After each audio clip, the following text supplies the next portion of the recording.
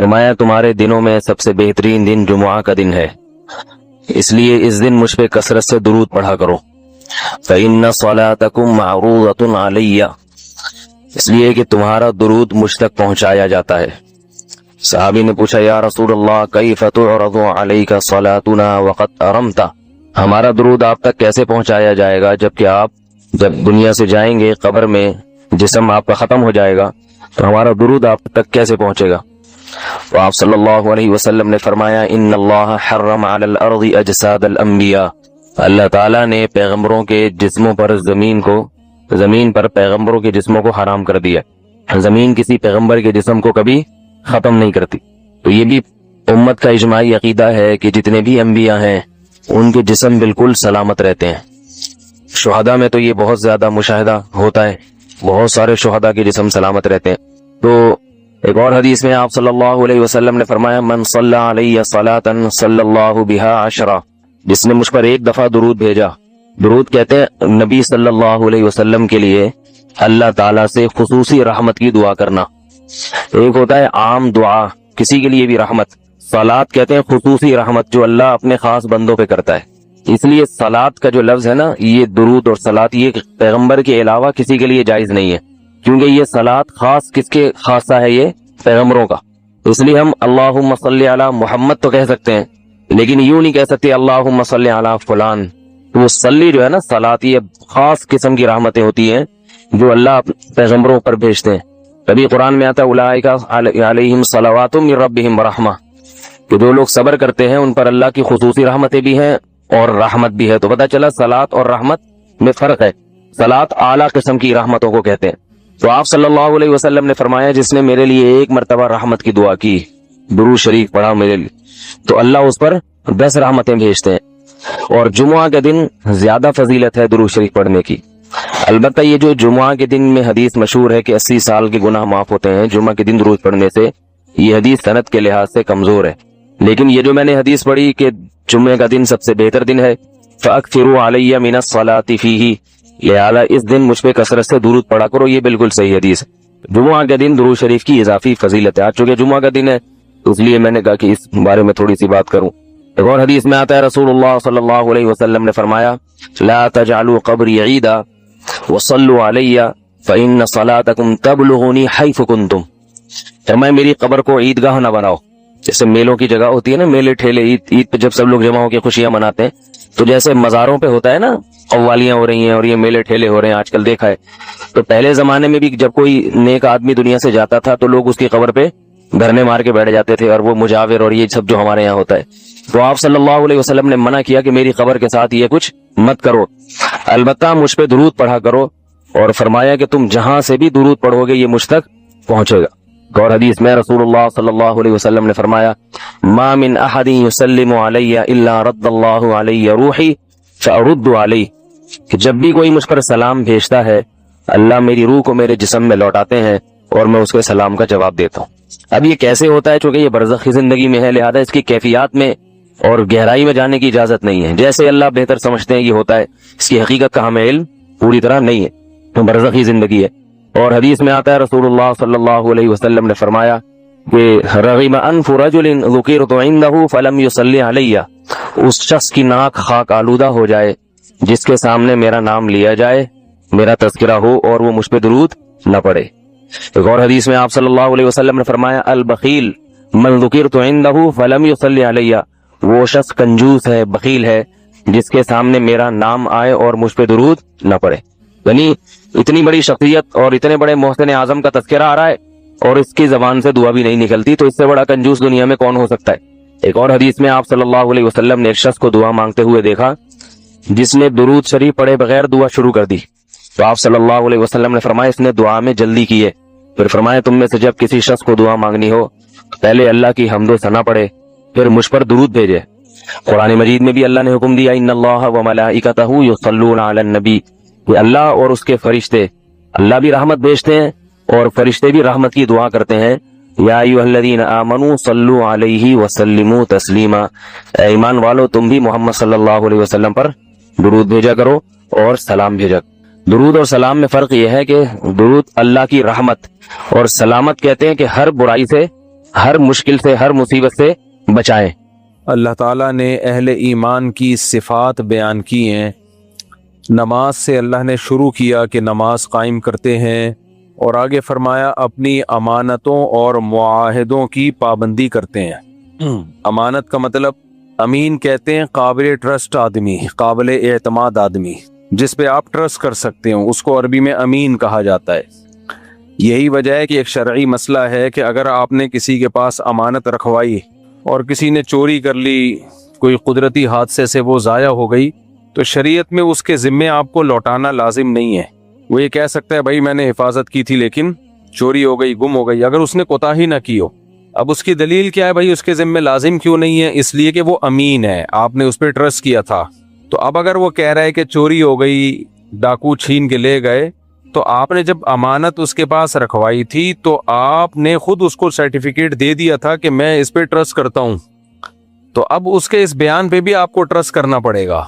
वो अगर कह रहा है कि चोरी हो गई, वो अगर कह रहा है डाकुओं ने लूट ली, वो अगर कह रहा है आग लग गई, तो अब आपको उस पर ट्रस्ट करना पड़ेगा और उसके जिम्मे लौटाना लाजिम नहीं है। हाँ, आपके पास गवाह है, दलील है जिससे पता चल रहा है कि ये झूठ बोल रहा है, तो एक अलग बात है, लेकिन ये दलील पेश करना आपके जिम्मे होगा, उसके जिम्मे दलील पेश करना नहीं है। वजह क्या है? इसलिए कि वो अमीन है। अमीन अमानत यानी काबिल ट्रस्ट है, काबिल एतमाद है। कमेटियां डालते हैं ना लोग, तो जिनके पास कमेटियां डालते हैं वो कहते हैं वो चोर ले गया है, फलाना ले गया, तो आप बस गए, खत्म, क्योंकि आपने अमानत के तौर पे रखे थे ना उसको। तो अल्लाह फरमाते हैं ये लोग अपनी अमानतों की रियायत करते हैं, मुआहिदों की, और वअहदिहिम राऊन, एग्रीमेंट को भी पूरा करते हैं, रियायत करते हैं। ये दो चीजें जिसमें पाई जाए ना, दो चीजें, उनको कहा जाता है कैरेक्टर वाला इंसान। किरदार अच्छा है, एक नंबर आदमी है, और इसी कैरेक्टर की आज हमारी सोसाइटी में बहुत ज्यादा कमी है। मुआहिदों की खिलाफ वर्जी, मुआहिदे तोड़ना, बात बयान दे के मुकर जाना। मैंने वाकया सुनाया था ना, जब ये इंडिया पाकिस्तान की जंग के माहौल बन रहा था, एक ताजिर मुझसे मिले, उन्होंने कहा कि मेरे पैसे लोगों के पास फंस गए हैं। जिसने भी कमिटमेंट की थी फला तारीख को मैं पैसे दे दूंगा, तो वो कह, जब उससे फोन करो तो वो कहता है भाई जंग हो रही है, अभी कैसे पैसे दे दूं तुम्हारे। यानी हर शख्स ने इस खौफ से दूसरे के पैसे रोक लिए कि जंग के नतीजे में कहीं क्राइसिस में ना आ जाएं। दूसरे को क्राइसिस में डाल रहे हैं। होना तो ये चाहिए कि आप फौरन अगले के पैसे दे दें, कहीं उस सामने वाला मुसीबत में ना आ जाए जंग की वजह से। लेकिन लोग दूसरे का पैसा रोक लेते हैं, दूसरा की ऐसी की तैसी हो जाए, आप अपने आप को पहले सेफ साइड पे लेके आते हैं। इससे पता चल जाता है कि इंसान 2 नंबर है या 1 नंबर है। तो मैंने उनसे पूछा, मैंने कहा मुझे एक बात बताओ, अगर आपने लोगों के पैसे देने होते तो आप क्या करते? मुझे कहने लगे बात यह है कि मैं भी यही करता, जो लोग मेरे साथ कर रहे हैं मैं भी यही करता। मैं भी कहता जंग हो रही है भाई, तू पैसे मांग रहा है। तो ये बहुत बुरी हरकत है। पैसों की मैं बार बार मिसालें इसलिए देता हूँ कि हमारे मुआहिदे टूटते पैसों पे आके हैं। जहां पैसों का मामला होगा मुआहिदे टूटेंगे। आज एक साहब आए असर की नमाज के बाद, कहने लगे मैंने किसी को पैसे दिए हुए हैं, तो मेरा उससे एग्रीमेंट हो रहा है, दिए भी नहीं, दे रहा हूं पैसे, एग्रीमेंट ये हो रहा है, ये एग्रीमेंट हुआ है। वो कह रहा है भाई तू मुझे पैसे दे दे, नुकसान हुआ तो मेरा, नहीं होगा नुकसान में होने ही नहीं दूंगा, फायदा होगा तो प्रॉफिट में शिरकत कर लेंगे। कह रहे मुफ्ती साहब ये शरन जायज है? मैंने कहा अव्वल तो ये शर्त ही का लदम है, इसकी शरीयत में कोई हैसियत है नहीं। जब आप इन्वेस्टमेंट करते हैं तो जितनी परसेंटेज आपकी इन्वेस्टमेंट होगी आपको लॉस बहरहाल बर्दाश्त करना पड़ेगा। अब वो आया तो मुझसे मसला पूछने के लिए था, मशवरा लेने के लिए नहीं आया था, लेकिन मैंने गरीबी में एक मशवरा भी पार्सल कर दिया। मैंने कहा मसला तो ये है कि ये शर्त कल आदम है, उसको लॉस बर्दाश्त, आपको लॉस बर्दाश्त करना पड़ेगा। मैंने कहा बाकी वो जो आपसे कह रहा है ना कि लॉस सारा मेरे जिम्मे, वो इसलिए कह रहा है कि ताकि आप उसके साथ इन्वेस्टमेंट बेखौफ होके करें। और मैंने कहा जब आपने उसकी इस चिकनी चपड़ी बातों में आके इधर पैसे दिए और सारा लॉस उसने आपके जिम्मे ना डाला तो मेरा नाम बदल देना, मैं 4 शादियों पे बयान छोड़ दूंगा। इससे बड़ी कोई कसम हो सकती है भाई? कितनी लोगों ने कोशिशें की, मुझे धमकियां, बदनाम करने की, कमेंट्स में नेगेटिव, ये बंदा शादियों के अलावा कुछ बात नहीं करता, ये वो। मैंने छोड़ा बयान, नहीं छोड़ा ना, लेकिन उसको मैंने कहा नहीं, यानी मेरा इरादा था कह दूं, अभी ख्याल आया मुझे कि अगर इसने सारा लॉस तेरे जिम्मे ना डाला میں نے کہا چند باتیں. نمبر 1 پروفٹ 5 روپے بھی نہیں دے گا. نمبر 2 لاس سارا کا سارا تم پہ ڈالے گا. نمبر 3 لاس کرے گا بھی لازمی. اور جب آپ کہو گے نا کہ آپ نے کہا تھا کہ لاس ہوگا ہی نہیں, میں ایسا کاروبار کر رہا ہوں, تو کہے گا یار میں تو واقعی ایسا کر رہا تھا, لیکن قدرت کے آگے کون جا سکتا ہے, خدا سے کون لڑ سکتا ہے, فطرت سے کون لڑ سکتا ہے. اب ہو گیا. بالکل وہی معاملہ ہے. حضرت یعقوب علیہ السلام کے بیٹے آئے ابا کے پاس اور ابا سے کہنے لگے ارسلہ معنا غدًا یرتع ویلعب وإنا لہ لحافظون. اے ابا یوسف کو ہمارے ساتھ بھیج دیں, کھیلے گا, تھوڑا جنگل میں گھومے گا, کھائے گا پیے گا, ہم اس کی حفاظت کریں گے. ابا نے کیا کہا, انی لیحزننی ان تذهبوا به واخاف ان یأکلہ الذئب وانتم عنہ غافلون. بھائی مجھے ڈر ہے کہ بھیڑیا نہ کھا جائے. تو کہنے لگے ابا یہ بھیڑیا اگر اس کو ہماری موجودگی میں کھا جائے, وَنَحْنُ عُصْبَةٌ, ہم اتنے مضبوط بھائی, لمبے تڑنگے جوان, ہمارے ہوتے ہوئے ہمارے چھوٹے بھائی کو بھیڑیا کھا جائے. یعنی وہ ابا پہ ہی اعتراض کرنے لگے, ابا آپ کیسی باتیں کر رہے ہو, ہم کس بات کے بھائی ہو گئے پھر. حالانکہ ان کا پورا پروگرام تھا بھیڑیے کو کھلوانے کا, کنویں میں ڈالنے کا. تو اس لیے ڈرامے باز آدمی کے اسٹائل پہ کبھی بھی بولو مت جایا کرو. وہ پیسہ لیتے ہوئے یہی کہیں گے, آپ کہو گے بھائی نقصان ہو گیا تو کیا ہوگا, وہ کہیں گے نقصان, یار تو پاگل سمجھ رہے ہیں ہم کو, یار ہم جدی پشتی بزنس کرتے آ رہے ہیں, ہم اس لیے تیرا پیسہ لے رہے ہیں کہ لاس کریں گے, نقصان کریں گے. ابے کیا باتیں کر رہا ہے, لگتا ہے مفتی طارق مسعود کے بیان سنتا ہے تو بھی. ابے مفتی صاحب سے بولو شادیوں پہ بات کیا کریں, کاروباری باتیں مت کیا کریں. تو مفتی صاحب سے بولو بھائی یہ باتیں کی ٹاپک مفتی صاحب کا نہیں ہے, جیسے قاری خلیل نے بول دیا تھا نا کہ مفتی صاحب سے بولو آپ صرف شادیوں پہ بیان کیا کریں. اس کے بعد سے میں نے قاری خلیل پہ بھی جب سے بیان کرنا شروع کر دیا, قاری خلیل پہ, تو اس کے بعد سے قاری صاحب کیا ہو گئے, خاموش ہو گئے. تو قاری خلیل صاحب نے جو علمی غلطیاں کی ہیں نا, گڑبڑے کی ہیں مسائل بیان کرنے میں, قرآن و حدیث کا لیول لگا کے, وہ مفتی رشید احمد خورشید صاحب نہیں گئے تھے اس دفعہ رمضان میں, قاری خلیل صاحب کے سامنے بیٹھے تھے, تو قاری خلیل صاحب نے ٹاپک ہی الحمدللہ چھوڑ دیے وہ.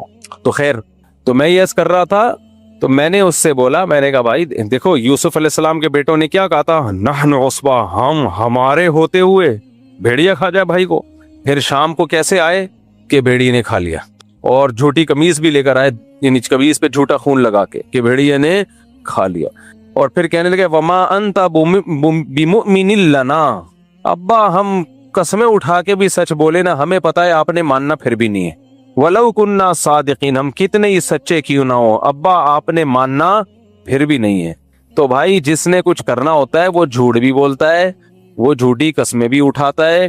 اس لیے شریعت میں حکم یہ ہے کہ دلیل سے بات کرو, جذبات سے متاثر کرنے کی کوشش مت کرو.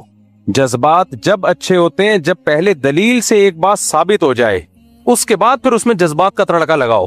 دلیل سے ثابت نہیں ہو رہا, جذبات سے ثابت کرنے کی کوشش کرو گے تو بیوقوف لوگ متاثر ہوتے ہیں اس سے, عقل مند لوگ اس سے کبھی بھی متاثر نہیں ہوتے, اور کبھی بھی ہونا بھی نہیں چاہیے. میں بار بار ایک بات بیان کرتا ہوں, جھگڑے جب آپ کے پاس آتے ہیں, کوئی یک طرفہ بیان سنی, میڈیا پہ کوئی بات سن لی, بالکل فوراً متاثر مت ہو. دیکھو بھائی تمہارے پاس اس کی دلیل کیا ہے. رونا پیٹنا, چیخ چیخ کے اپنے ظلم کی داستانیں بیان کرنا, اس سے آپ کا مظلوم ہونا کبھی بھی ثابت نہیں ہوتا. ہو سکتا ہے آپ خود ظلم کر کے رو رہے ہو. یوسف علیہ السلام کے بھائیوں نے اپنے بھائی کو کنویں میں ڈالا اور روتے ہوئے آئے, حالانکہ خود ڈال کے آئے, تو رونا تو ان کو چاہیے تھا یوسف علیہ السلام کو کہ میرے ساتھ کیا ہو رہا ہے, اور رو کون رہا تھا, یہ رو رہے ہیں. میاں بیوی کے جھگڑوں میں تو بہت زیادہ ہوتا ہی ہے, جو ظالم ہوتا ہے وہ مظلوم ہوتا ہے, وہ رو نہیں رہا ہوتا, ظالم الٹا رو رہا ہوتا ہے. میں ایک دفعہ تھانے میں تھا, کسی کام سے بہت پہلے جانا ہوا, تو ایک آدمی کے خون ہم خون, کپڑوں پہ خون, یہاں بھی خون, یہاں بھی خون, FIR کٹانے آیا ہوا, مجھے بندوں نے مارا ہے. پولیس والے نے کہا نالائق آدمی نے خود پیٹا ہوگا, کوٹا ہوگا پکڑ کے, خود مارتے ہیں اور پھر اپنے بلیڈ کے نشان سے نا زخم لگا کے آ جاتے ہیں, یا خون وون لگا کے آ جاتے ہیں کہ دیکھو ہمیں فلاں نے مارا ہے.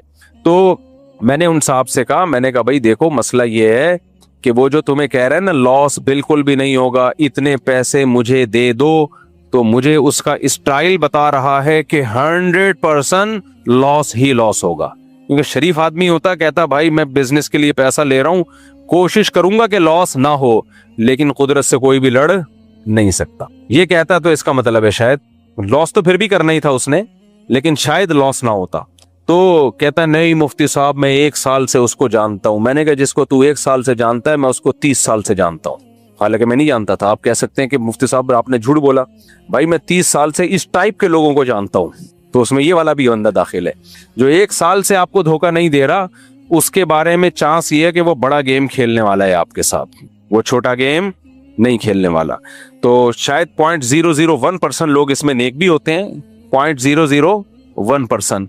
तो 0.001% का रिस्क लेके अपने आप को 99.999% मुसीबत में डालना, ये बेवकूफ़ी का काम है या नहीं है?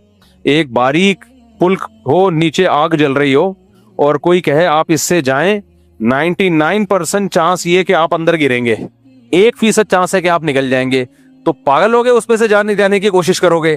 तो किसी को पैसे आपने दे दिए, नमाजी हो, 4 महीने लगे हुए हो, मौलाना हो, मुफ्ती हो, बुजुर्ग हो, खलीफा हो, जब पैसे ले रहा होगा ना बहुत उसका दिल मचल रहा होगा। लेने के बाद जब आप वापस पैसा लेने के लिए जाएंगे उसको ऐसा लगेगा जैसे आप उससे कर्जा मांग रहे हो, आप उससे उसका पैसा मांग रहे हो। तो कोई भी नहीं देता। इसलिए बार बार मैं आपको मना करता हूं भाई, किसी को, औरत अपने शौहर को पैसा ना दे, शौहर अपनी बीवी को पैसा ना दे। बीवी से पैसा निकलवाना फिर भी आसान है, वो आपके मातहत होती है, लेकिन बीवी ने जिस दिन शौहर को पैसा दिया गया, खत्म। कितना नेको भूल जाओ, नहीं मिलेगा वापस। 0.001% चांस है।